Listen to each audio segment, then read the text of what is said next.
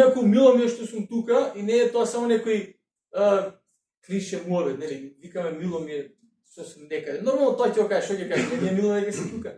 Ама размислував, доаѓаш во друга црква и убаво е да бидеш дел од уште едно заедништво, го гледаш едноставно во ликот на човекот, го гледаш Божјото дело. И сега со некои нели се знаеш подобро и повеќе, ама и само до тоа што си тука и што си со браќа и сестри дава нешто, не знам како да го опишам.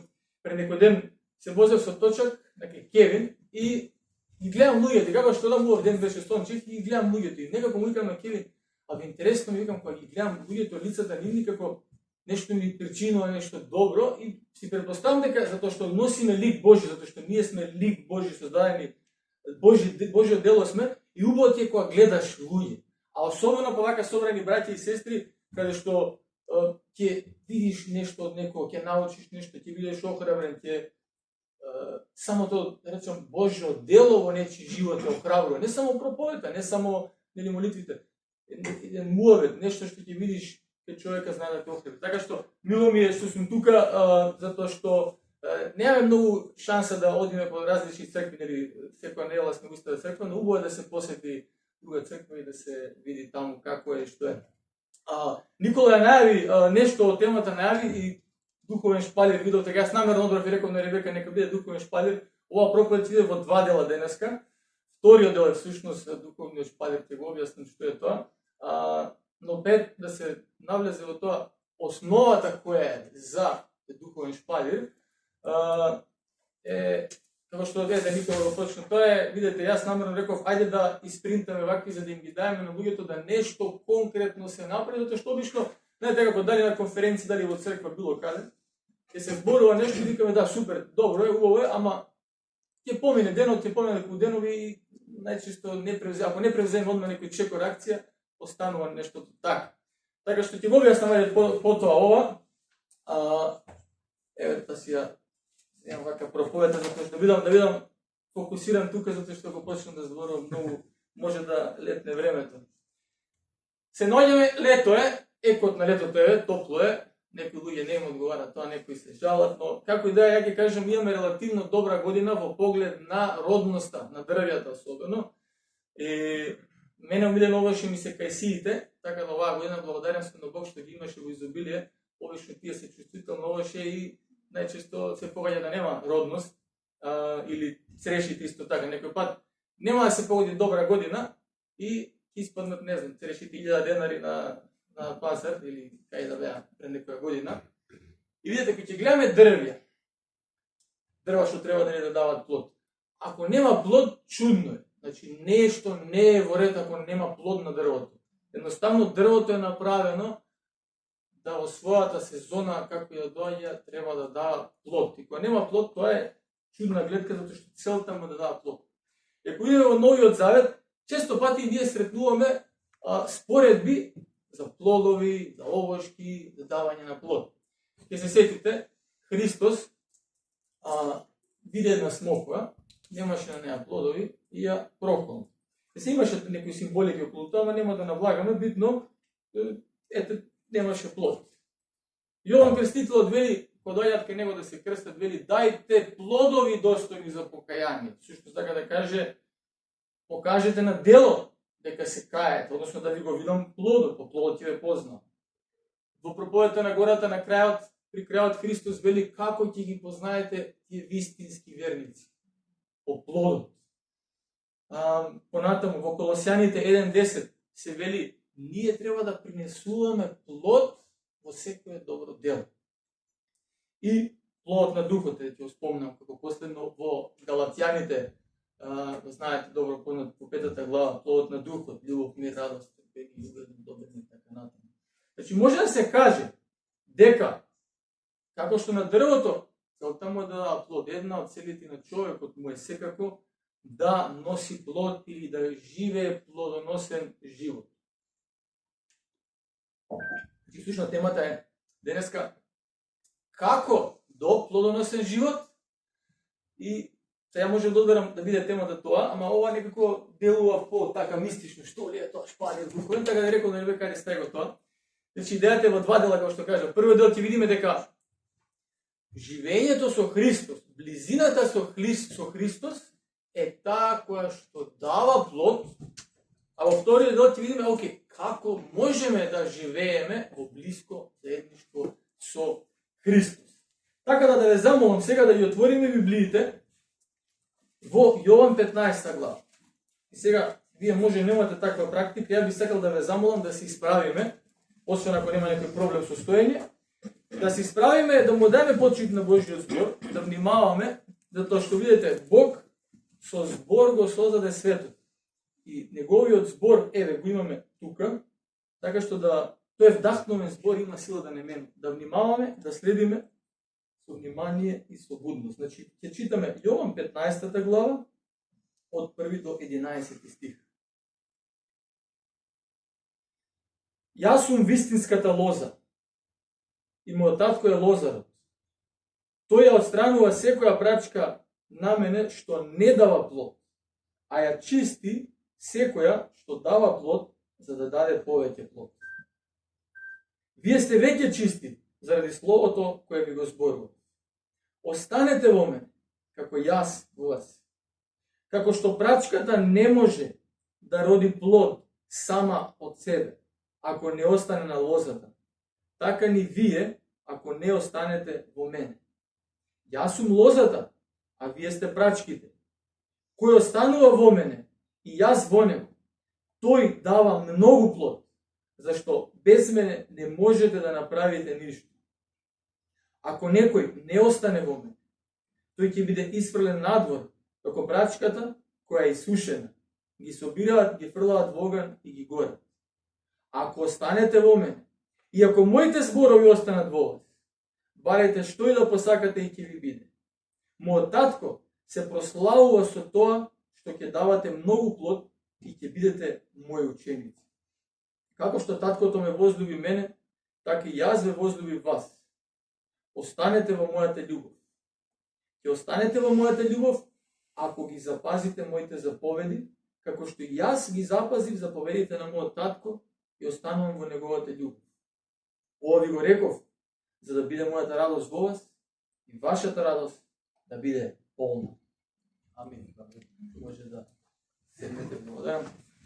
Видите, ова е многу богат пасус, има многу работи кои што може да се објаснат и да се дискутира, но ја ќе ги споделам клучните главни работи кои што се однесуваат главно на плод. Нема да се задржам на многу детали, затоа што многу време ќе ми одземе. Клучното во овој дел гледаме дека е плодноста која што произлегува од заедништвото со Христос. Тоа е лозата, ние сме прачките, кога сме вкоренети на него, кога сме близко до него, тогаш имаме плод. И сега, кога почнеме, видите, јас сум вели вистинската лоза. Ако е коренот добар, ќе биде дрвото добро, ќе биде плодот добар. Значи, тоа што го кажува он, вистинската лоза, не е било што, нешто кое што може би ќе донесе плод, ќе да пробаме. Туку е на вистина вистинската лоза, како што вели, јас сум патот, вистината и животот, никој не доаѓа до таткото освен преку мене. Значи, ние на таа лоза е убаво кога знаеме дека сме на правиот пат, на вистинската лоза сме во Христос. Зошто е убаво тоа? Добро е дека знаеме каде сме, знаеме кои сме и знаеме каде одиме. Како што и го спомна баш Никола, дека Христос им ги изми носите на учениците. Знаете ли што пишува претходно? Вели, Христос, знаејќи од каде дојде, дека излезе од Отецот и дека се враќа при него, зеде крпа се препаши и ги изми носите. Сушност направи нешто, направи многу ниска работа, но не му беше проблем да го направи тоа воопшто, затоа што знаеше кој е, си го знаеше идентитетот, така што и ние, знаејќи кои сме ние, дека сме во Христос, дека сме на вистинскиот пат, многу е подобро кога имам таков идентитет. Јас гледам колку пријатели мои едноставно трагаат во животот. Бара ова, бара тоа, бара многу работи кои што ги задоволат, едноставно бараат животен пат. Но често пати не може да дојде до задоволство и до исполнување, затоа што само Христос е тој кој што може да го помогне. И тоа е вистинската лоза, вели. И ќе спомнамете, мојот татко е лозарот, тој е добар татко, и тој прави две задачи тука на кратко, значи ја отстранува секоја што не дава плод и ја чисти таа што дава плод. Нема да не влегувам, многу има различни теолошки школи и погледи во однос на што значат тие што се отсекуваат и што се горат, но битното во случајот е дека тие што се во Христос и што даваат плод треба да бидат кроени. Кроењето или тоа чистење што го нарекуваат е болен процес. Ја имам искуство, моите имаа лозје долги години, јас што дете сум пораснал со лозје и го знам тој процес како иде, понатаму ја поднаучив малку да кројам, да средувам. И знам дека е интересно, има една работа што ја кажуваат и самите земјоделци и лозари, дека лозата или прачката плаче кога ќе се крои, односно се јавува како водичка или што god е тој процес, ама испаѓа стварно како да плаче. И реално тоа е болен процес и за нас само една утеха во таа насока дека за да даваме плод, да бидеме плодоносни, ќе мора Господ да не крои, да не кастри, да не чисти и да не се чудиме, да речем, на тоа. Да не ни биде како, леле, како што овој свет има некоја си замисла и филозофија, дека само убаво, дека некој хедонизам, само ти треба да уживаш постојано, ако нешто не е кој што треба, ако не уживаш, не е добро. Не е точно тоа. Многу често и најчесто, би рекол, преку тешките моменти, преку маките во животот, ние во нас се гради нешто кое што само во тие случаи може да се случи. Јас дојдов до Бог во таква ситуација. Затоа што ја можеби трагав на еден начин до Бог, ама не дојдов додека не удрив до дното, додека не ми се случија повеќе кризи, не дојдов до Бог.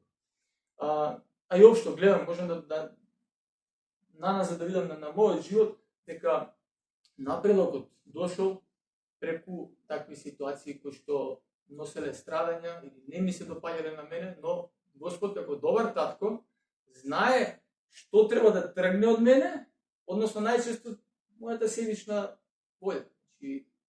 Мислам, тоа е најтешкиот процес да научи човек да не тера само по свое, да може да биде окей, ќе се избере тоа, да не биде по моје, сакале вака, или жена ми рекла тоа, или децата, или некој работи било каде. Многу често се гледа, како што има кажано еден проповедник, вика 30-40 години во служба со вика, и дока е некој со Христос, може многу лесно да кажам по тоа ако ќе видам како реагираат кога не е по нивни.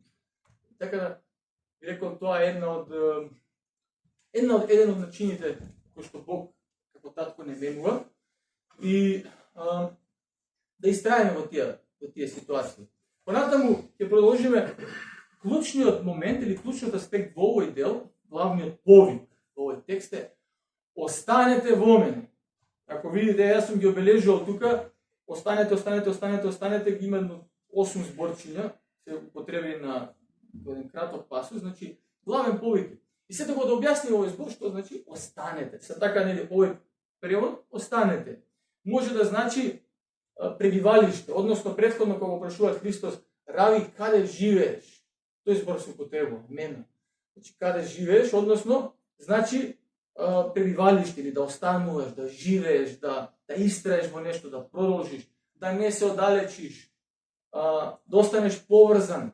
Тоа е тој збор што значи, или парафразирано, сум го напишал ја, останете поврзани со мене, како што прачката е поврзана со лозата. Јас ќе ви кажам, се сеќавам дека кога сме кроеле или кој кроел дедом или татко ми, имат различни техники, Никола ми каже, не знам дека тоа учел, дека има искуство со тие работи, но тоа што е поблиску, таа прачка што е блиску до лозата, секој пат е посилна и секој пат е породна. Што по-далеку, нормално, помалку плод се дава. Така што да останеме поврзани и всушност да црпиме живот од Христос, значи да зависиме од него. Тоа ултимативно е било да зависиме од него. А всушност ние не сме свесни колку зависиме од Бог. Да зависите, продолжете во заедништво со мене. Или мене, најмногу што ми се допаѓа, што си го размислуваме, живеете во постојано заедништво со мене. Тогаш ќе дадеме плод. Значи фокусот, битно се да се напомене. Фокусот во овој дел е на останувањето или на живењето, на поврзаноста со Христос, а плодот е природен резултат на тоа. Разбирате, значи без Христос нема ни живот, ни плод. И кој ќе видите понатаму, исто нема да навлегувам во како што спомнав. Тој ќе биде, ако некој не остане, тој ќе биде испрлен надвор како брачката која е исушена. И собираат ги фрлат Бога ни ги горат. Ова е сериозно предупредување за било кој. Дека треба да остануваме во него, да бидеме блиски, да одржиме тоа заедништво, да се бориме за тоа заедништво, да бидеме блиски до Христос. Затоа што нас природно животот не ни е така насочен. Сигурно ќе се согласите. Не ни доаѓаат тие работи природно, мора борба малку во таа насока, мора да вложиме напор за да бидеме блиски до Христос. Значи тоа е фокусот на останувањето, а плодот ќе биде природен резултат. И за понатаму ако продолжиме во 7 стих, ако станете во мене, ако моите зборови останат во вас, барете што да посакате ќе ви биде. Само на кратко ќе спомнам за ова. Ова не е овој стих што сакате, барете, карта е за се што сакаш. Идејата е дека како што човек живее со Бог, како што живее во таа близина со Бог, се јавува една природно општење. Молитвата вистински станува постојана. Имаш постојано заедништво со Бог и тогаш некако имаш смелост да бараш работи, ама работата е што тогаш бараш работи кои што му се угодни на Бог. Не бараш работи кои што се за, како што вели Јаков, немате затоа што барате за вашите себични страсти. Во таа насока, нели, барате што да посакате, ќе ви биде.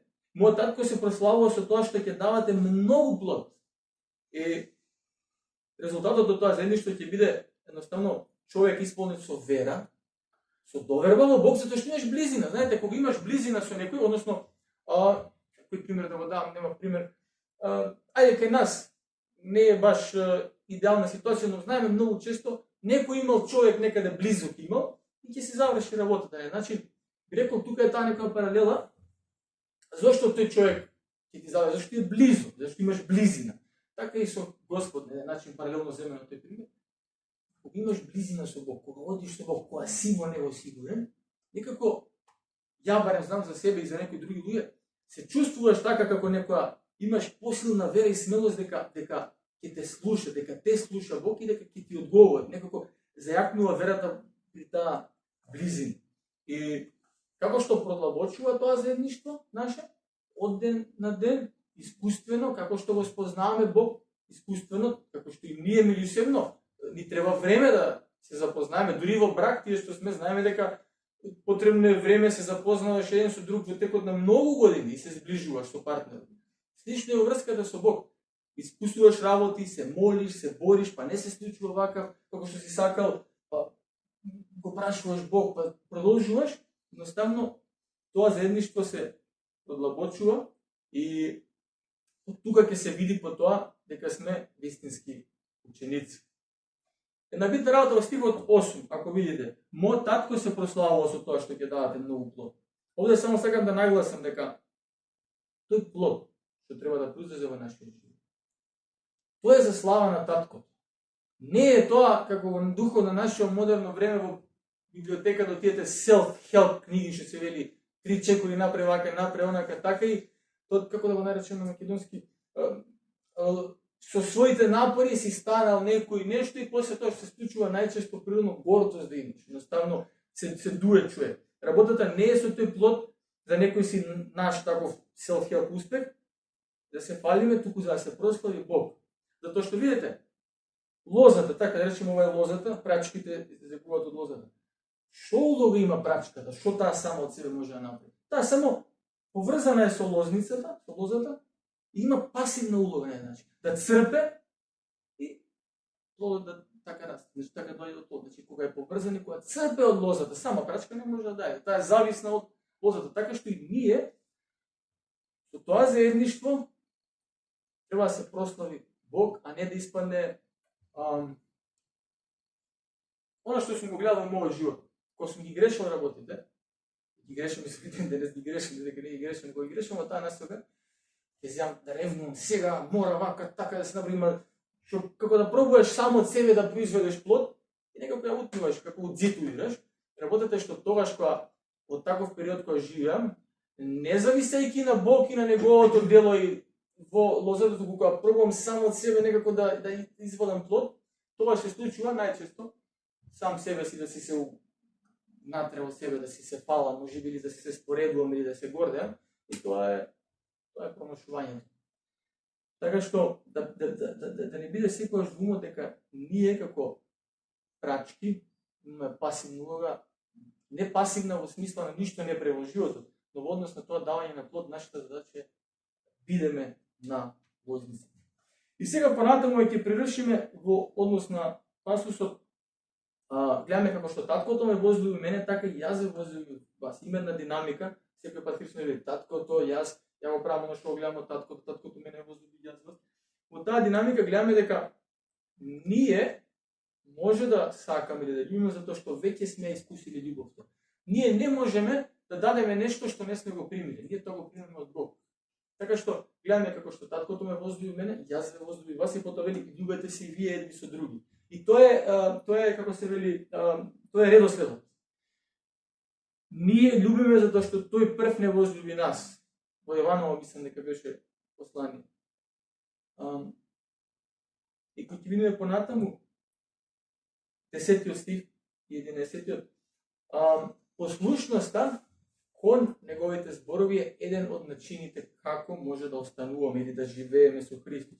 Затоа што вели останете во мојата љубов, и потоа вели ќе останете во мојата љубов ако ги запазите моите заповеди, како што и јас ги запазив заповедите на мојот татко и останувам во неговата љубов. Значи заповедите, плодот, видите, не е само некое чувство на духовност, некоја си така, некоја работа што ти си ја измислуваш.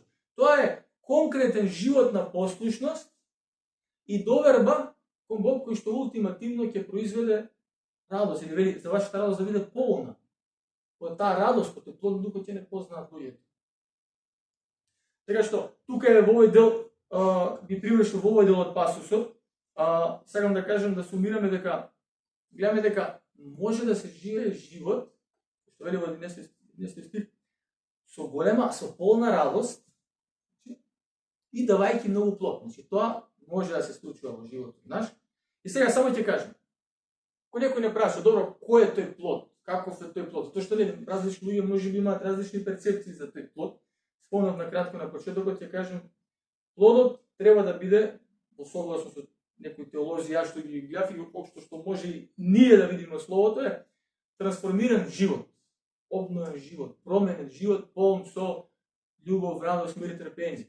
Освен тоа, плод може да се каже дека се и луѓето околу нас, кои што гледајќи го тој трансформиран живот и преку нашето сведоштво и тие доаѓаат до Христос, до Бог, до познание на Христос како резултат на тие наши животи, како резултат на нашата поврзаност, би рекол, со лозата.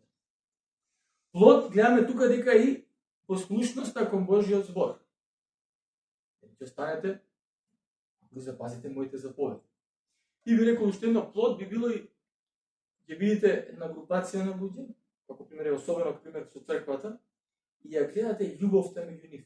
Затоа што словото вели, по љубовта меѓу вас ќе ве познае светот дека сте мои ученици. Значи, плод е таа пожртвувана љубов која што ја имаме едни за други. Дефинитивно ви кажам, многу луѓе кои што дошле во црква, сигурно и кај вас има такви сведоштва на луѓе кои што дошле во црква и виделе нешто. Виделе нешто кое што не го виделе на друго место. Така тоа е тоа сведоштво наше кое што го имаме, зошто? Како резултат на поврзаноста со Христос, кој што ни дава, имаме љубов, имаме плод, имаме меѓу нас таква искрена љубов. Значи, за таков плод зборувам. Но видете се, за да не ви покажувам ај вака. Ја овде сум ги обележал тие некои зборови, ќе видите, многу зборчи има ако. Ако. Сега, само да го објаснам ова ако. Ако има збор ако, тоа значи дека има некој услов. Значи, нема природно само да се случи тоа по себе. Ја видиме, ние имавме лозе, го оставивме, отиде, нема плод веќе готово, значи помни. Не го спроивме 2-3 години, после тоа нема веќе, нема, мислам, може има некој враќање, се да не навлагам у детали, ама мора работа. Сега, овде многу битно ќе биде да пробам да го објаснам што тоа значи тие услови. Ако видиме, значи, ако останете, ако моите зборови останат во вас, подолу има во другиот дел што не го прочитав, ако го вршите она што ви го заповедам. Значи има многу ако, и ако се сеќавате кога Исус ја завршува проповедта на гората, Како вели? Има еден човек, значи оне што ги слуша моите зборови и ги исполнува, или не ги исполнува, е сличен на човек што изградил својата куќа на песок. Ќе дојде бурно време, ќе падне куќата. Така што да не бидеме нели само слушатели, туку извршители на словото. И кои се тие услови што се бараат од нас? Видите, едноставно се бара што? Да бидеме, да живееме со Христос. Ама тоа, кажам, не се случува природно. Не се случува природно. Едноставно мора некој си вид на напор, или што рече Никола, да го даеме нашиот дел, само да внимаваме што ќе биде нашиот дел. Финално во први дел, го завршувам први дел и последно ќе биде сега при крајот како тој духовен шпалер помага на лозето, сега ќе објаснам. Значи, одговорот на прашањето како до плодоносен живот, мислам дека до сега ми е многу јасно. Преку постојана поврзаност и заедништво со Христос. Овој први дел, значи да даваме плод треба да живееме со Христос. Но за да не испадне само нели говор, празен говори, што викаат ај не проповедај многу неки луѓе така се да збориш нешто, испаѓа како кога се каже тоа се мисли на се каже нешто без некоја практична основа, но не знам што не е толку јасно кога се вели останете во мене. Но сепак ќе кажам уште едно прашање ќе се јави. Значи да останам поврзан со Христос. Како? Како да живеам поврзан со Христос за да давам плод? Сега ќе кажам вака, по мојот живот ја затоа и сега мога да го споделам. Мене последнава година овај некоја си шема, некој распоред што си го направив, многу ми помогна, верувам, да надминам некои работи што со години не може да ги надминам. И затоа сакам да го споделам со вас и ќе објаснам како. Значи потребна ќе биде борба, како што кажав, но да внимаваме борбата у која насока не е за да се трудиме повеќе, како што кажав, од нас да родиме плод, туку да се трудиме и да се бориме да живееме во постојано заедништво со Христос и во близини. А последица ќе биде плод. И сега, да земеме сликата со лозјето. Рековме, Христос е лозата, ние сме прачките и треба да бидеме близко него за да даваме плод. Што и помага на прачката за да дава, за да остане нели на лозницата и да дава плод? Има тука луѓе искусни или постари да речем. Кај нас имате видено лозе, сигурно кога ќе идете по автопат или било каде, нели има столбови и жици. Тоа се нарекува лозје на шпалер. Инаку зборот само шпалер, тоа има некоја, не знам која позивина, кај нас се употребува на два начини. Шпалер може да е попознат ако во спортот, ако застане екипа да пример од една страна и од друга страна и поминеш и да се поздравиш со сите, всушност си поминал низ шпалер. Тоа е една употреба за зборот, но во однос на лозарството шпалер се мисли на она што му дава поддршка на лозјето за да дава плод. Односно и ние на времето така правиме, значи има столбови покрај секој ред со лозници и во тие столбови има жици. Зошто? За да може прачката да врземе на жиците, за да може таму да ја дава потпора, за да може да дава подобар плод. Ако нема шпалер, потешко ќе дава плод. Тоа е идејата, нели за духовни, односно тоа е идејата за шпалер. Сега, јас сум го нарекол духовен шпалер, односно што на нас во животот ќе ни помогне да живееме во постојана близина со Христос. Затоа што реков, нема природно да се случи тоа. Сега, и многу други луѓе, низ историјата, многу други христијани си го поставувале тоа прашање, окей, како? Како да бидам со Христос? Како да останам? Сакам плод да дам, како? И дошле до некој сиете, тако, заклучок, ајде да имаме некој ритам, мора да држиме ритам. Нешто да направиме, затоа што инаку нема еден ден читаш пат, нема читаш пат, да се молиш пат, нема пат. Многу полесно било кој ќе си одредат нешто што ќе ги управува полесно. Така што духовен шпалер или ова за мене ќе го кажам. Ова видите, ова е за мене, ова не е нешто само да го сватиме. Ова е само некој видна поддршка за да бидеме во Христос да даваме плод. Од ова ништо, ова е само некој лист. Зашто ми служи на мене листот? Тука не знам кај е мојот, негде го изгубив, не знам кај е мојот. Јас си ставил ова е, значи од понеделник до недела, а деновите доле имам како простор што ќе направам со одредени сфери од мојот живот. И на пример тука во првото си имам телефон. И за првото си имам телефон, затоа што јас имам приметено дека најголема пречка во мојот живот, најголем како се вели, најголем проблем за мојот живот со Христос е телефон. Дефинитивно вниманието и фокусот ми е намален, затоа што седиш и ти стига нотификација, мозокот се тренира. Ја не можам да ви објаснам колку многу може да се збори за тоа. Сигурно имате читано, сигурно имате истражувано, или ќе речеме да, телефонот не е добар, ама колку повеќе информации добивам за тоа што телефонот ми прави и на кој начин не обликува, толку повеќе се нервирам, затоа што е вистина. Ќе видам вниманието сега, кога ќе земам да читам Библија, или да се молам, или не знам што да правам, или дури со децата ќе седнам, и телефонот ќе ти титне нешто, или ќе ти стигне нотификација. Едноставно, умот мој сака, ја имам желба да читам, да се молам, да правам не знам што таму, ама некој пат едноставно со текот на годините ми се истренирал мозокот да има кратко внимание. И што со тоа? Значи, знаете зашто го кажам? Зашто така Живко ми рече, ајде да проповедам, силам што ќе споделам.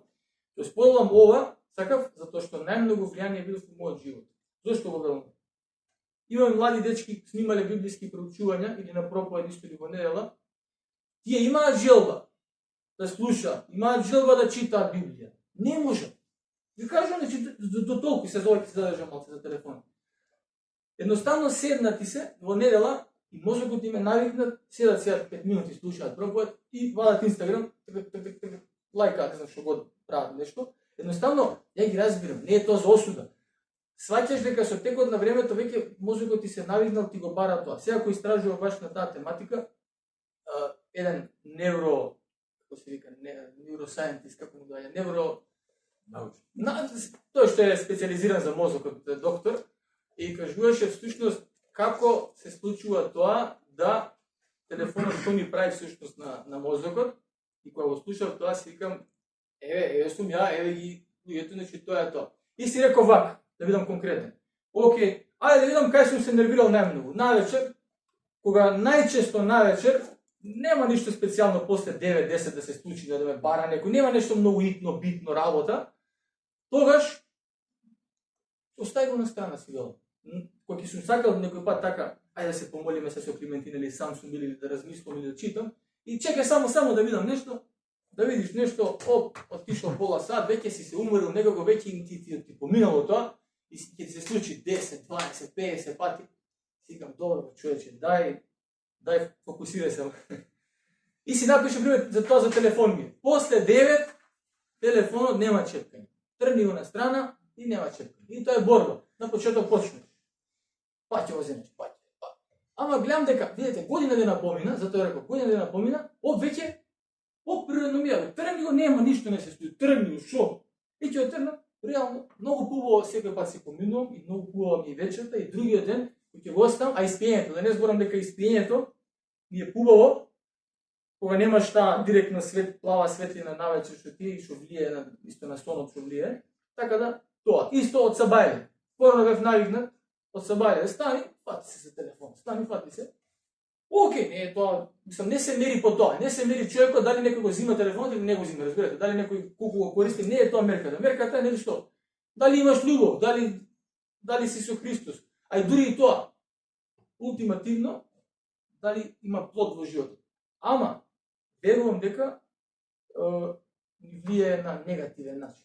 И си реков, од сабајле, не, тргни го, прво, исто некои научници се како се вели, поприфатено е тоа, дека на сабајле, наутро кога ќе станеш, тој прв час, прв пола час или час од денот бил многу битен наводно, што ќе ставиш во мозокот од сабајле, ќе ти го трасирал во смисла текот на денот. И сега тоа порано си викав, ова, кој знае дали е така, си кажуваат луѓе, ама реално многу е подобро да станеш, да се помолиш, или да прочиташ нешто, или да размислиш, не знам, да застанеш, отколку да ги видиш тие негативни вести одма, пошто на интернет има најчесто негативни вести, тие генерираат нели кликови, и ќе почне денот ќе се изнервира за нешто, за Македонија било вака, за не знам, војни имало така натаму. Така што ова е една работа која што верувам дека ќе запишав и сега видите, тренинг е тоа. Со текот на времето мислам дека се одвикнува човекот тоа и потребна е борба. Сега понатаму, што да објаснам се односно, нема да објаснам идејата, но ако сте слушнали, не знам дали некој слушнал од вас, Rule of Life. Тоа е Rule of Life е всушност тоа. Кои практики, кои ритмови, што ќе правиш за да те насочи да живееш со Христос блиско. Тоа иначе идејата е дека дрвце, кога се сади дрвце, кога му се става еден стап покрај дрвцето, се врзува дрвцето младо кога е со тој стап за да го држи во правец, за да може да расте право. Идејата е, ако сум ти рекол ја у понеделник ти е ден за молитва и пост, тој ден да си окей, понеделник ми дојде сега како ми помага на мене ова што е. Сум ти рекол, понеделник е најдалеку од недела и најмалку имам притисок за црква, за проповед, за не знам што, и тој ден нека ми биде, за мене зборам лично, тој ден нека ми биде ден посветен поише на молитва и се по логика некој доаѓа. Ако сакаш се посветиш у молитва и да немаш дистракции, па нека биде ајде и пост, пример да не искачеш надвор, да не купуваш јадење, да не ти тежи на стомак и така натаму. И сега кога почна да го практикувам тоа, има некој плод, доаѓа некој плод што ми дава, како да кажам, ми прави убаво, затоа што желбата ни е да бидеме со Христос да даваме плод. Или што друго да ви давам пример. Овие се некои од основните работи, да речем, кои што ни помагаат за да бидеме со Христос и да остануваме. Зборот негов, вели, моите збори да останат во вас. Како ќе останат неговите збори во нас ако не посветиме време? Мене ме загрижува лично, ја кажувам, ме загрижува фактот што кој ќе почнам сега да читам, за разлика од пред 10 години, порано може да прочитам и повеќе глави, да размислувам и да не знам некако ги врзуват повеќе работите. Сега некој многу помало внимание. И си викам, мора нешто да направам односно тоа, па си направив, пример ќе ви дам аудио Библија. Ако не може да читам, бар можам да правам некој работи, нека иде у позадина, нема све да слушаш, ама ти влезе делот, колку проценти ќе ти влезе во лач, ќе се Божјиот збор ќе ти биде постојано тука. Друго, молитвата основна работа. Би рекол, постете. Кој ден би бил добар да се прави пост, да се скопне некој оброк или да се види што на вас ви одговара, примери што ве носи кон поблиску за Бог. Само да напоменам.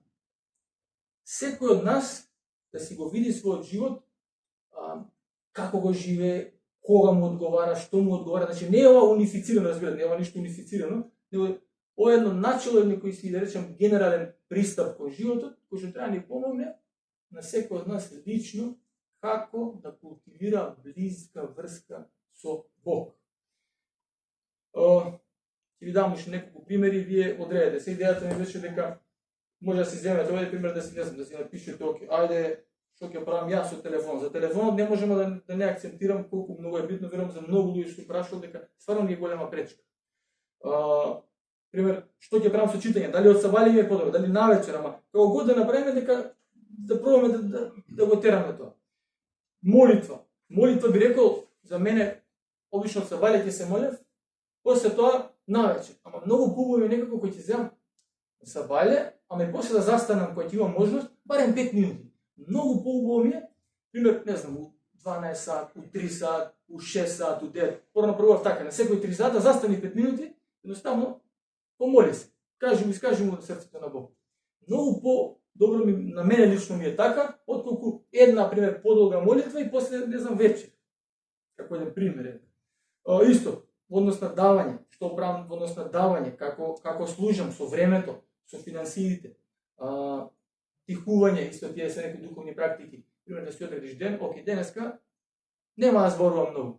И има такви некои интересни некои денови, тие многу интересни денови ми се. Ќе речем денеска ден на тихување, пошто така ќе се погоди, пример, нема да имам многу обврски некаде да бидам за да зборувам. Или ако треба зборувам минимално. Да видите колку интересно, колку ствари сваќам дека зборувам непотребни зборови. Колку така што, ама ако не доеш до таков ден да пробаш, да тестираш, нема да бидеш свесен некој пат. Една работа ќе кажам уште еден пример и тука више уште малку и превршувам со овие идеи. За нас како семејство, видете, многу ни помогна повторувачки практики да имаме. Односно, пример, ја и жена ми, било кој да е нели брат, добро е да има време насамо, мажот и жена има време насамо, особено со маја знам сум видел многу млади брачни парови, со деца тие што се, Абе, истоштени, утепани, нема време ни за ова, ни за тоа, не па да чита Библија некој пат или некои работи, ниту па да бидат на само.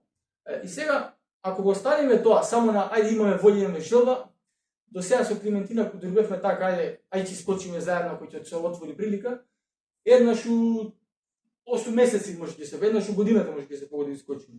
Сега си направивме како, по некоја шема, по некој мој распоред, сабота, секоја втора сабота од месецот, мајка ми, мамо, втора сабота е таа дата. Од 4 до 7, децава кај тебе може, окей, ја и Климентина да искочиме. Зборот ми е дека додека не си го ставив тоа како една шема, пример, за мене се така помага, не мора да значи.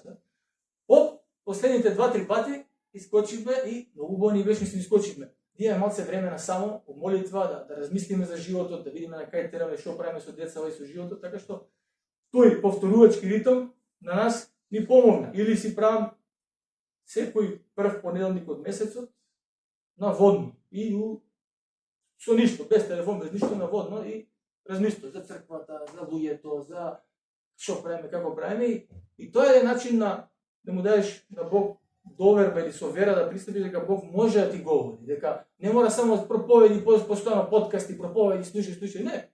Оди насамо и многу пати така сум примил некои работи што не можеш да ги примиш од подкаст или од не знам од проповед. Така што ова се некои примери. Ја би го охрабрил да не зборам се уште многу, тоа ќе привлечам, како што кажав. Со телефонот нешто направете си нешто со некои повторувачки работи, можеби или како што god на вас ќе ви одговара, ме разбирате. Секој си има некој неделен ритм и за нашо тоа заборив ни помогна многу еден ден за семејството за одмор, пример. Еден ден да биде, нас ни се погаѓа недела обично, не може да биде таков ден, сабота. Сабота од сабајле полека, по ден за ќе направиме палачинки, нешто децава да виде така, или петокот навечер филм, ако сакаат да гледаме или така некои работи кои што претходно, ако не ги планиравме, и друг ти планира. Разбирате, ако не се испланирате вие, иди ваму, иди таму, и ќе се погоди никад да немаш ни време ни со Господ, ни во молитва, ни со луѓе, ни разбирате. Така што, каде сум, еве сум овде. Секоја генерација си има своја борба. Ние имаме наша борба. Наша, да ќе кажам, специфична борба е со технологијата, со премногу работи кои што ни го одзимаат вниманието и со пренатрупаност. Верувам дека секој од вас може да застане и да види каде троши непотребно време во одржување на облека, на предмети дома, на предмети у гаража, на предмети не знам каде, направи една чистка, речем да си го олеснете животот до таа насока, да поедноставно да живеете. Добро е да пробате, да тестирате, да видите иде, не иде, како го напишам, ама џабе го напишам, не го практикувам или го напишам, па ќе се борам. Добро е да се пробајте, видите и идејата знаете што е? Не е да се мериме, јас знаеш дека у понеделник вак правам, ти у среда, ја ова правам, ја телефонот тоа. Идејата е ќе се мери плодот. Плодот, а не шпалирот како ни е нареден, како ни, него плодот. Што ќе се види во тебе, тој плод. Децата би требало во мене да видат со текот на оваа година дека кој ќе рече тато, не си тато што чеки, малце чеки, туку дека давам внимание. Значи сака детето внимание и плодот е дека тука сум, а претходно сум бил пример порасен. Така да заеднички да си помагаме во насока нова, не е само лично кој желеам да се туку заеднички кој црква да учиме од искуствата ни од други, да споделуваме, јас ова многу ми помогна или тоа, и така да се градиме, затоа што Бог не стајал да бидеме во таква заедница и нека не води, нека ни помага да остануваме поврзани со Него, да не бидеме само луѓе кои што трчаат, само некаде брзаат, не постигнуваме многу. Така што да се помолиме за крај. Господи Татко наш небесен, ние гледаме во Твојот збор, гледаме, Господи, до искуствата наши, дека кога сме со Тебе, кога сме близко до Тебе, Господи, тогаш, какви год да се околностите од животот, ние имаме мир со Тебе и тој плод, Господи, се гледа. И помагај да бидеме извршители на Словото, не само слушатели, за да градиме нашата куќа на карпа, та и да дојдат бурите, Боже, а ќе дојдат, Господи. бури и ветрови, и тешки моменти, и тешки ситуации, Господе, од секаков вид ќе дојдат до животот. Да бидеме подготвени да се соочиме, Господи, знаејќи дека Ти си добриот наш пастир, дека татко Ти си наш добар татко, лозарот кој што не чисти, не очистува, зашто? За да даваме повеќе плод, Господи. Тоа е болен процес, но Господи, сепак е за наше добро, Господи. И се додека има потреба, Ти ќе не очистуваш, Господи. Нека ги отвориме нашите срца кон Тебе за тоа. И дај ни, Господи, да се борим, затоа што и апостолот Павле вели, ја заврши борбата. Значи, борба е и на други места, Господи, гледаме дека нашиот живот може и така да се спореди, Господи. Со борба. И ние не се бориме против луѓе, туку против началствата, против властите, Господи, на духовните места. И знаеме дека има космичка една духовна војна, Господи. И имаме непријател. Нека бидеме свесни за тоа. И дека ни помагаш, Господи, ја молам сега за секој еден од нас тука да размислува, да ни ставиш Ти во умот, Господи. Што е тоа што на нас ни попречува во животот, за да бидеме блиску до Тебе? За да даваме уште повеќе плод, Господи. Покажувај ни сега, Господи. Што е тоа што го кочи нашето заедништво со Тебе, Господи? Нашето заедништво едни со други. Каде ја промашуваме целта, Господи? Покажи ни Те, молиме, Боже. И Ти, веруваме, како добар наш пастир, ќе не водиш кон Тебе, ни правуваш, Боже, ќе не менуваш и нека ние дадеме се од себе, колку што е можно, Боже, да се бориме за таа близина со Тебе, да живееме во Тебе, Господи. И тој плод нека се види, Боже, од таа љубов нека не познаат, Господе, и нека светот знае дека сме Твои ученици и да дојдат до познание на вистината, Господи. Благодарим уште еднаш што можеме вака заеднички да Те прославуваме, да се охрабруваме едни со други и нека го прославиш името Твое во црквата и на секаде, Господи. Слава на Таткото и Синот и Светиот Дух. Амин.